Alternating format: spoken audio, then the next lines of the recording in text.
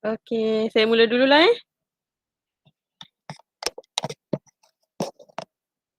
Okey, so hari ini Assalamualaikum semua. Saya harap semua orang sihat hari ni. Thank you join kelas hari ni. Okey, so hari ni kita akan masuk topik 7 iaitu tanggungjawab sebagai pekerja, pengurus dan juga perunding dan juga pemimpin. So untuk topik ni kamu boleh rujuk kamu punya kertas penerangan.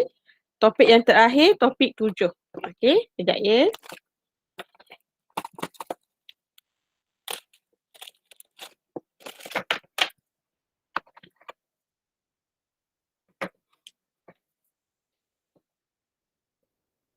Okey, selepas daripada minggu ni kita akan fokus kepada PB kamu. Nanti akan ada PB yang ketiga iaitu PB pembentangan yang kamu akan buat dalam kumpulan. So selepas topik ni kita akan boleh mula dengan PB yang terakhir lah. Okey.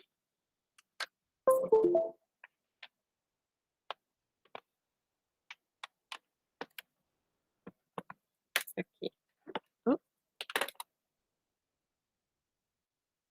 Okey, saya mulakan. Okey, mula kita tengok objektif modul ni. Okey, objektif dia ada 5. So first kita akan tengok bahagian kita akan belajar mengenai profesional sebagai pekerja. Lepas tu kita akan tengok mengenai pengurus, perunding, pemimpin dan akhir sekali kita akan bincang mengenai kepimpinan moral. Kepimpinan moral tu maksudnya cara kamu memimpin nanti. Nanti kita akan bincangkan. Sekejap ya, saya rasa ada orang masuk.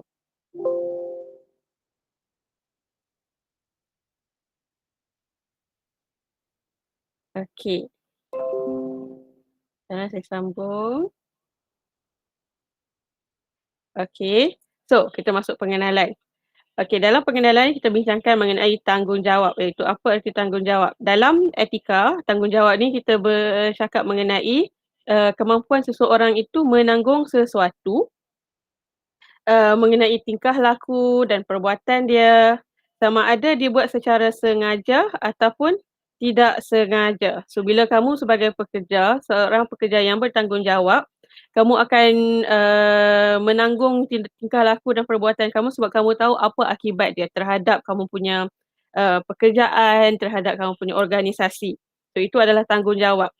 Dalam konteks etika profesional, golongan ini perlu memahami tanggungjawab mereka dalam melaksanakan tugas mereka. So, kamu bila bekerja, kamu ada tanggungjawab dalam melaksanakan tugas kamu kerana kamu ada kepakaran.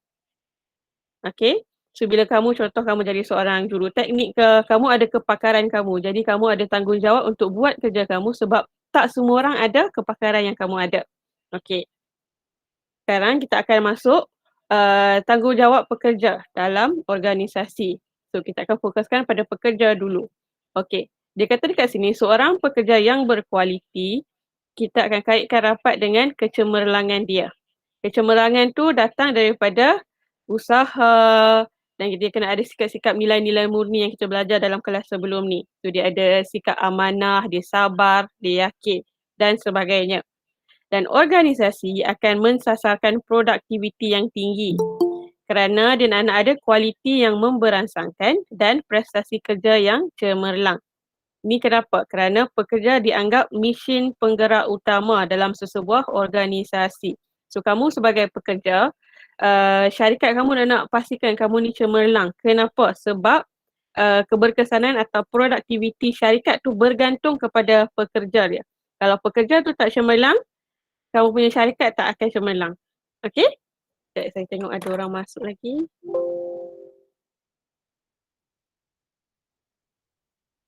Ada ke? Ada. Okey.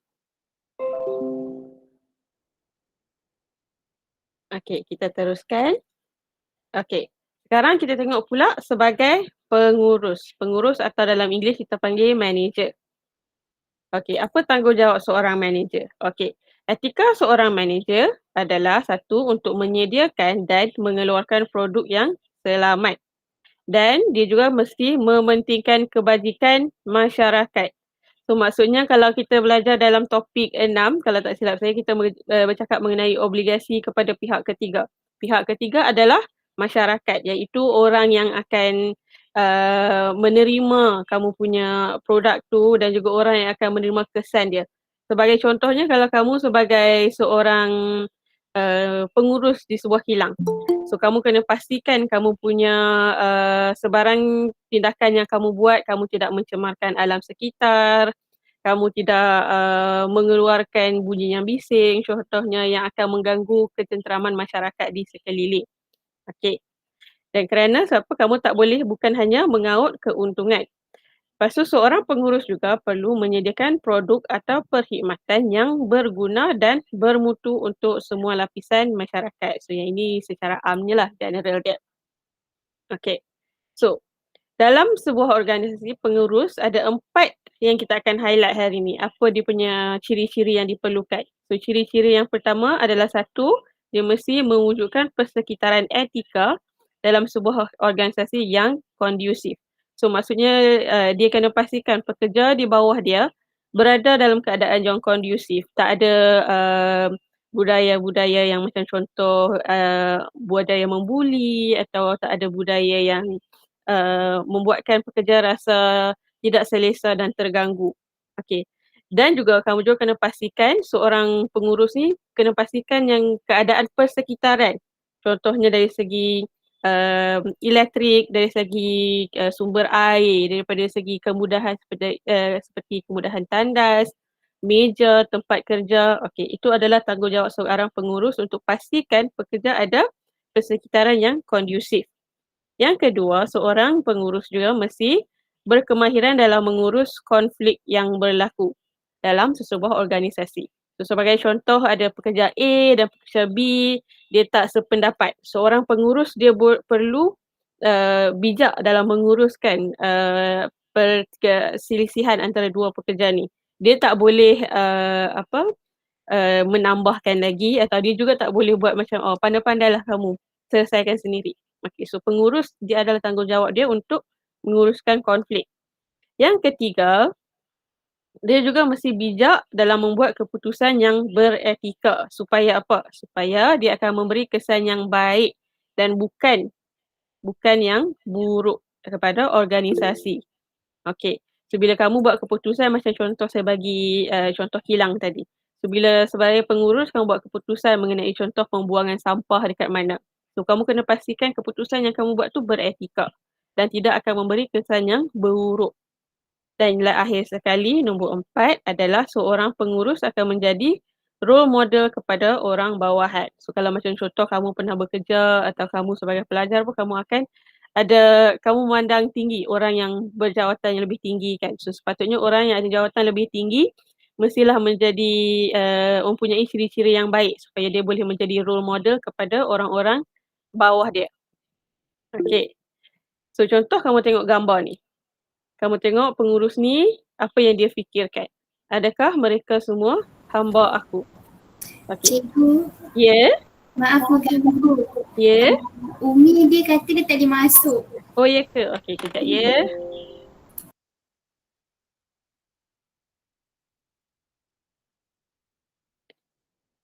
Okey. Dia boleh masuk dah ke? Semua orang boleh masuk dah ke? Umi dah masuk ke? Belum lagi. Belum lagi. Cuba suruh dia try lagi sekali. Okey. Kamu semua guna email personal ke kamu guna email MOE? Email personal boleh kan? Boleh. Okey.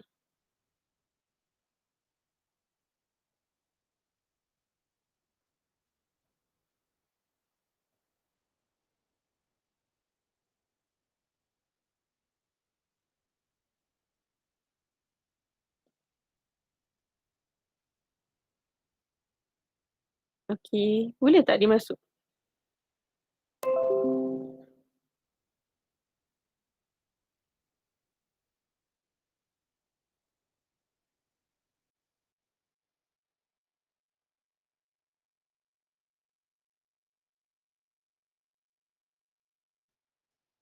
Linda pun boleh masuk dah ke? Okey.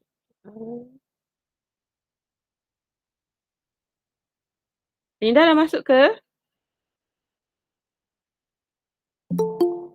Okey.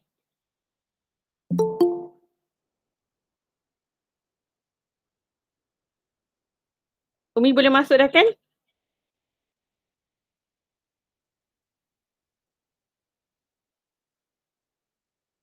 Okey, Umi, Linda, kamu boleh masuk dah ke?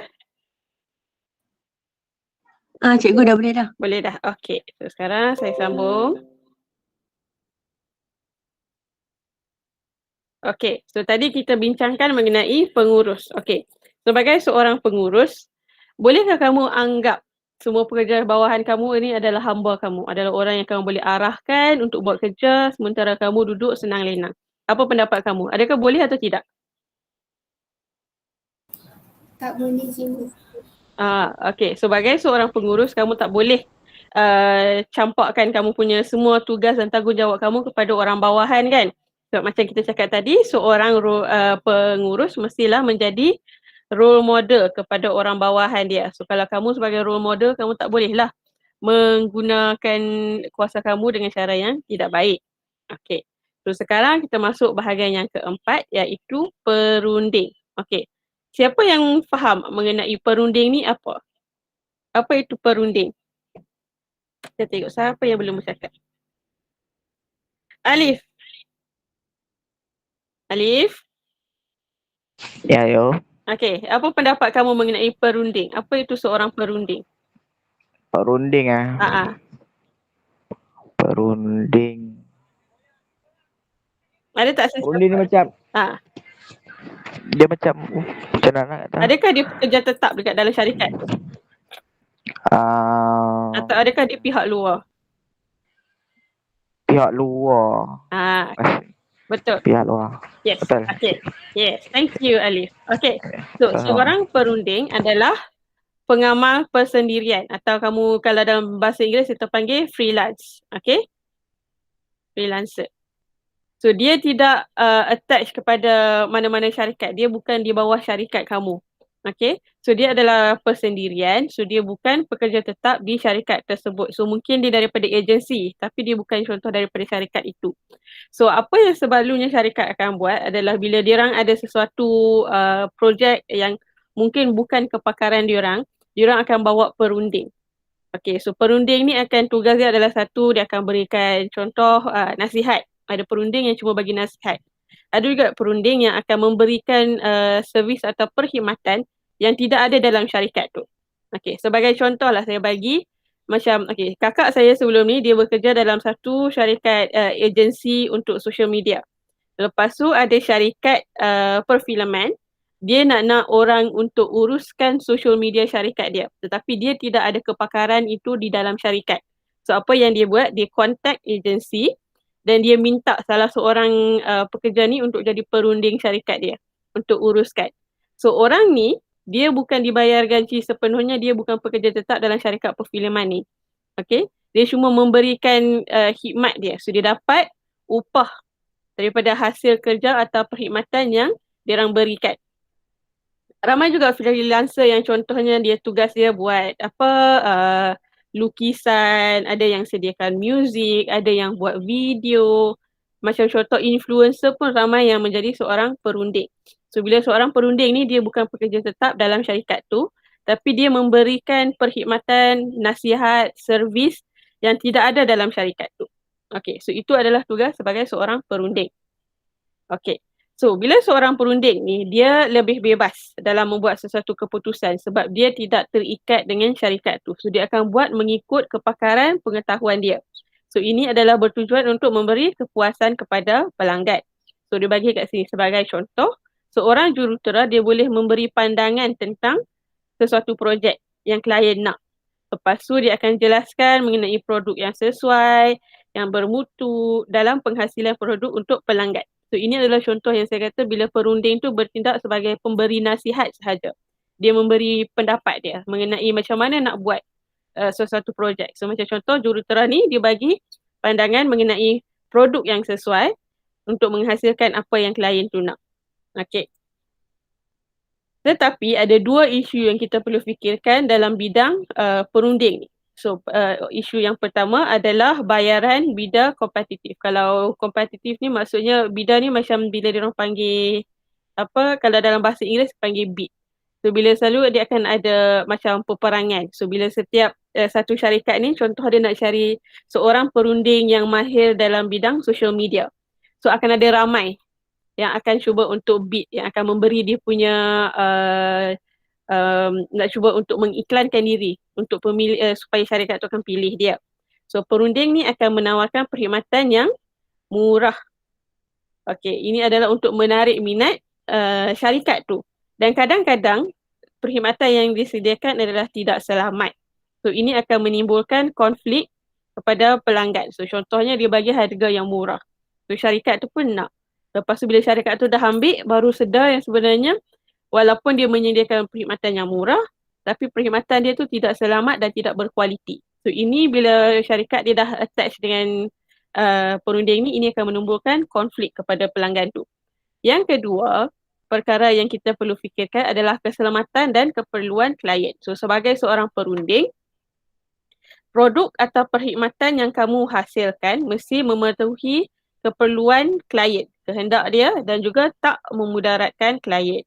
Okey, so kamu kena pastikan apa yang kamu buat tu tidak memudaratkan klien kamu. So contohnya, macam contoh yang saya cakap tadi, bila ada jurutera yang dibentangkan projek binaan menggunakan kos yang rendah dan murah untuk mewujud pelanggan. Tetapi dia akan jadi satu konflik apabila kos barang yang dia guna yang rendah dan murah tu adalah tidak selamat. Okey, so ini adalah dua isu yang kamu perlu fikirkan andai kata kamu nak menjadi seorang perunding. So kamu kena pastikan harga yang kamu bagi itu kompetitif dan sesuai, dan kedua kamu kena pastikan kamu mengutamakan keselamatan dan juga keperluan klien kamu. Okey. Sekarang kita bincangkan mengenai seorang pemimpin. So pemimpin dalam sebuah syarikat adalah kamu punya bos, kamu punya majikan. Okey, seorang pemimpin yang beretika mestilah jujur, amanah, boleh dipercayai dan boleh diharapkan. So bila kamu sebagai pekerja, kamu tak nak bos yang kamu tak boleh harapkan. Okey, so pemimpin adalah seorang yang memerlukan seorang sumber rujukan dan juga contoh tauladan oleh pekerja. So kalau contoh kamu ada seorang bos yang dia sendiri buat kerja tak kemas, dia sendiri selalu datang lambat, dia tak pandai dalam tugas dia. So itu akan memberi tauladan yang buruk kepada pekerja. So seorang pemimpin mesti ada tauladan yang baik. So dia ada kemahiran yang diperlukan. Lepas tu dikata kat sini, kewibawaan seorang pemimpin akan terjejas apabila tindakan atau keputusan yang dia buat tak selaras dengan ikrar, janji atau kata-kata yang dia pernah cakap. So andai kata dia kata, oh kalau benda ni tak jadi, dia akan backup kamu. Lepas tu tiba-tiba dia tak backup kamu depan klien. So lepas tu disalahkan kamu. So ini akan merosakkan kewibawaan seseorang pemimpin.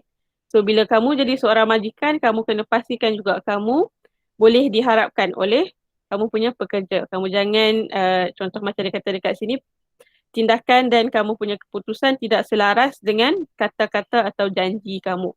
Okey. Lepas tu kita bincangkan seterusnya.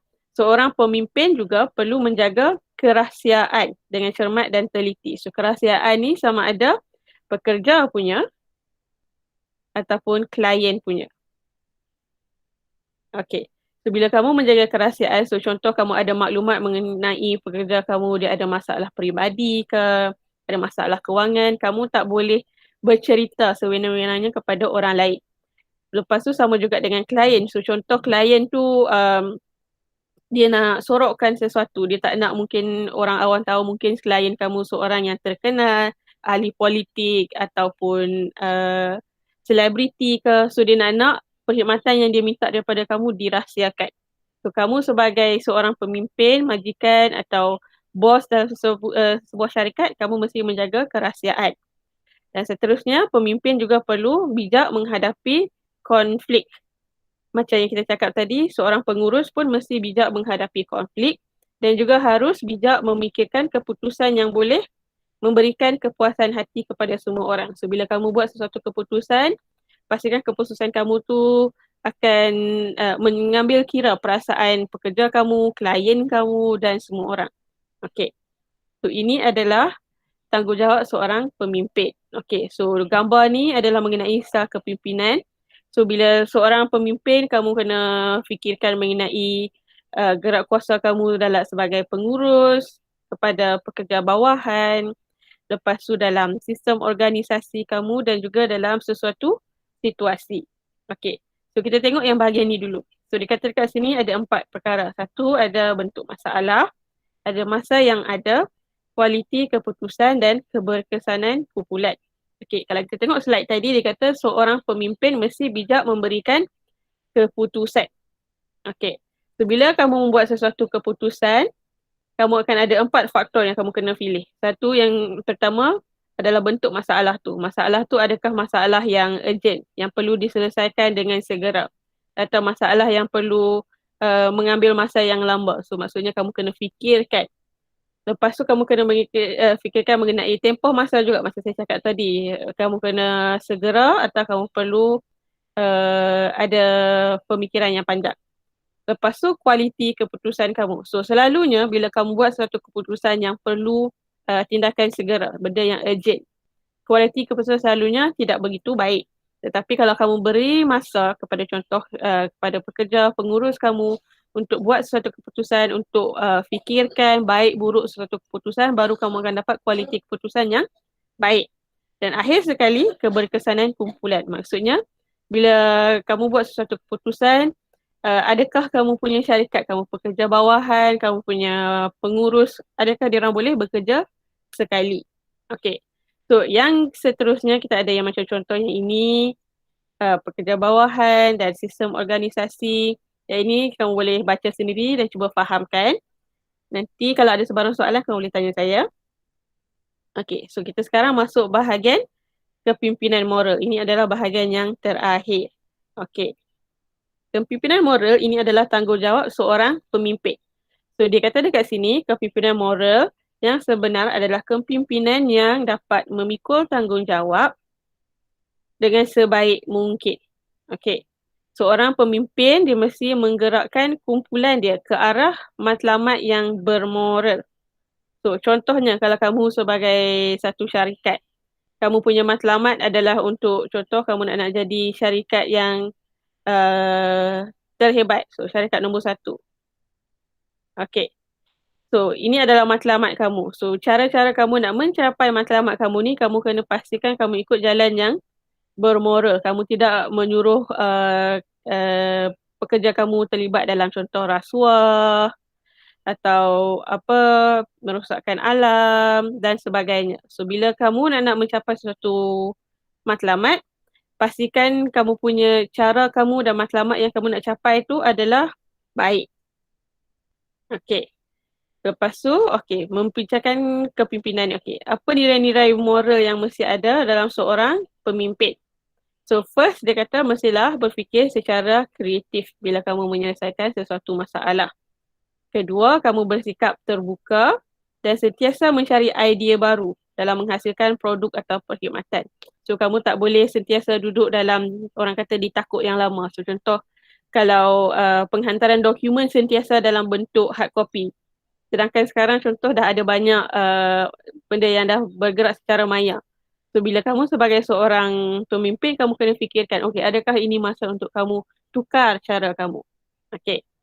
Yang ketiga adalah kamu kena mesti menunjukkan teladan yang baik kepada pekerja dan juga masyarakat kamu. So bila masyarakat tengok kamu sebagai pemilik syarikat ni atau pemimpin dalam satu syarikat, adakah diorang akan memikirkan kamu dengan cara yang baik? Okey, yang keempat, kamu mesti ada keterampilan profesional. Apa itu keterampilan? Keterampilan dia akan adalah menyentuh mengenai penampilan kamu. Okey, so penampilan kamu mesti memberi image yang positif dalam kalangan masyarakat. So mungkin dari segi pemakaian kamu, pastikan pemakaian kamu kemas, rambut kamu kemas dan sesuai dengan syarikat atau perkhidmatan yang kamu berikan. Kalau contoh perkhidmatan kamu adalah syarikat binaan, kamu tak perlu semestinya kena sentiasa pakai coat ke kasut kulit. So asalkan mesti dia sesuai dengan kamu punya perkhidmatan yang kamu berikan. Dan yang terakhir, Dia kata kamu mesti mengutamakan hak-hak kebajikan. So hak-hak kebajikan termasuk kamu punya pekerja, kamu punya klien dan juga masyarakat. So kamu kena pastikan kebajikan pekerja kamu didahulukan. Okey.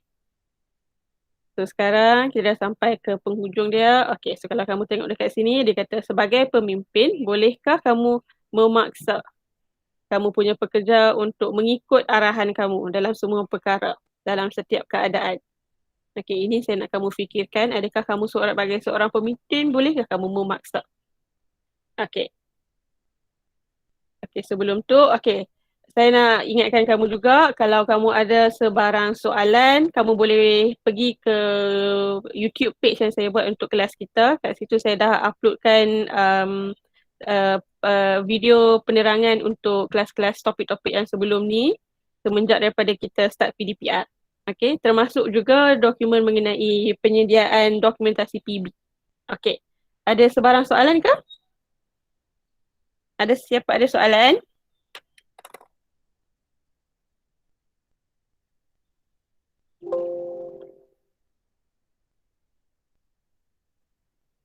Okey, kalau tak ada sebarang soalan, okey, penerangan saya sampai di sini sahaja. Nanti saya akan upload quiz dalam grup untuk kamu jawab. Satu lagi saya nak tanya, untuk PB 2 kamu, okey ke?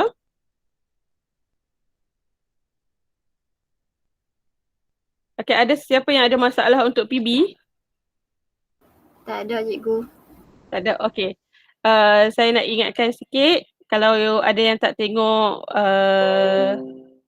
video yang saya post, saya run through quickly je. Okey.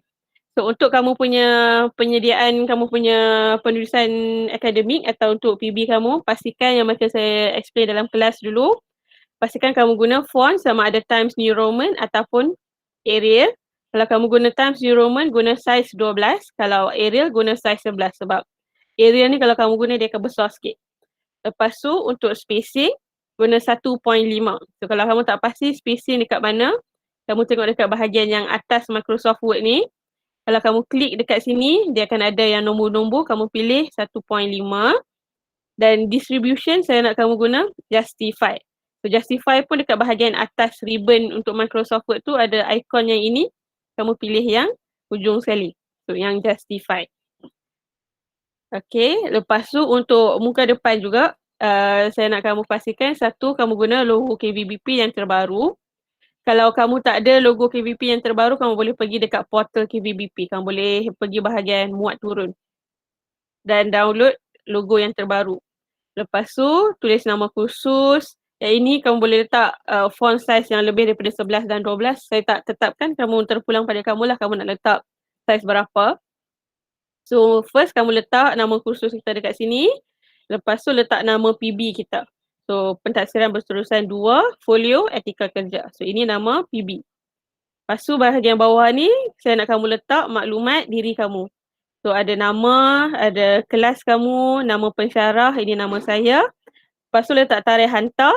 Yang ni kamu tinggalkan kosong. Nanti saya akan isi. Okay?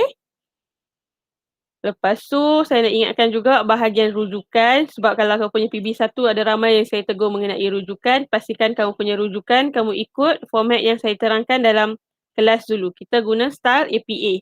Kalau kamu nak Google pun boleh mengenai APA format. Okay.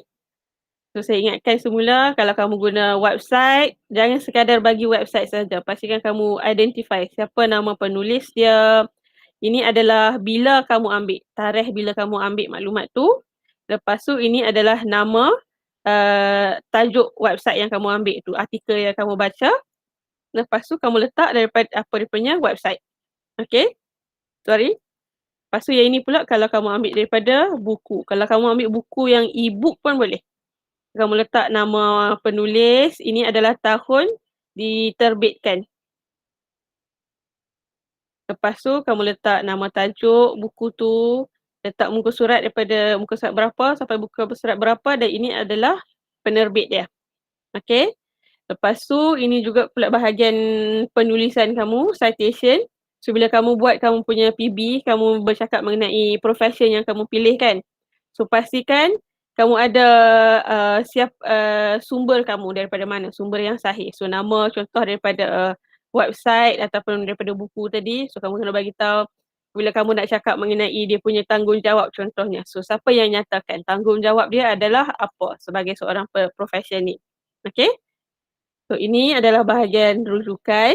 So ini saya tengok sekali lalu lah.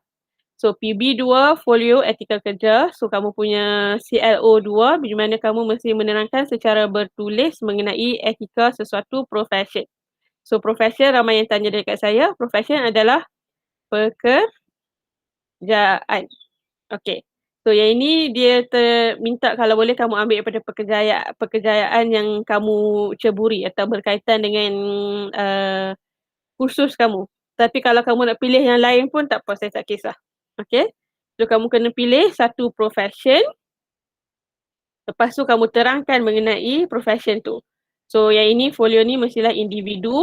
Kamu mesti jelaskan tugas, ciri-ciri etika kerja, kebaikan mematuhi etika kerja dan mesti ada lampiran bergambar.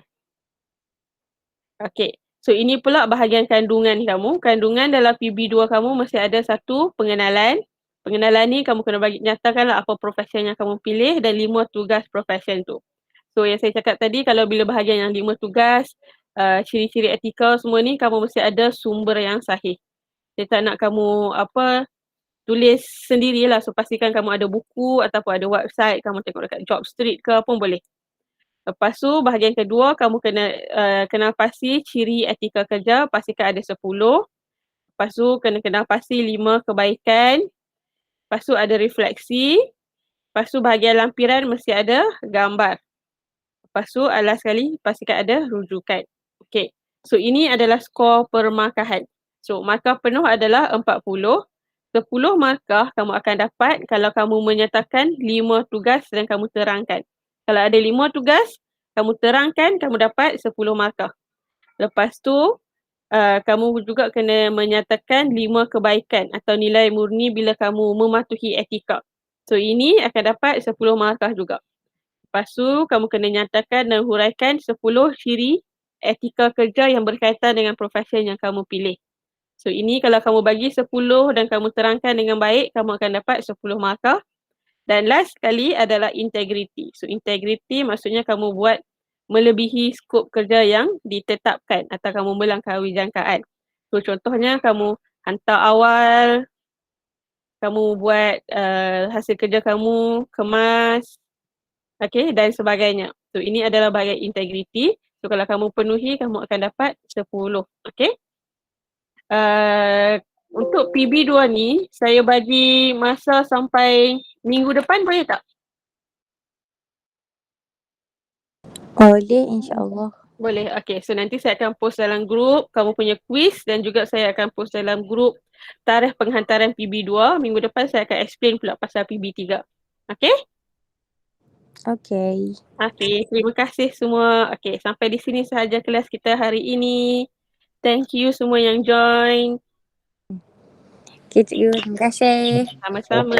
Assalamualaikum. Assalamualaikum, cikgu. Terima kasih cikgu. Sama-sama. Bye cikgu. Bye-bye. Bye. Bye.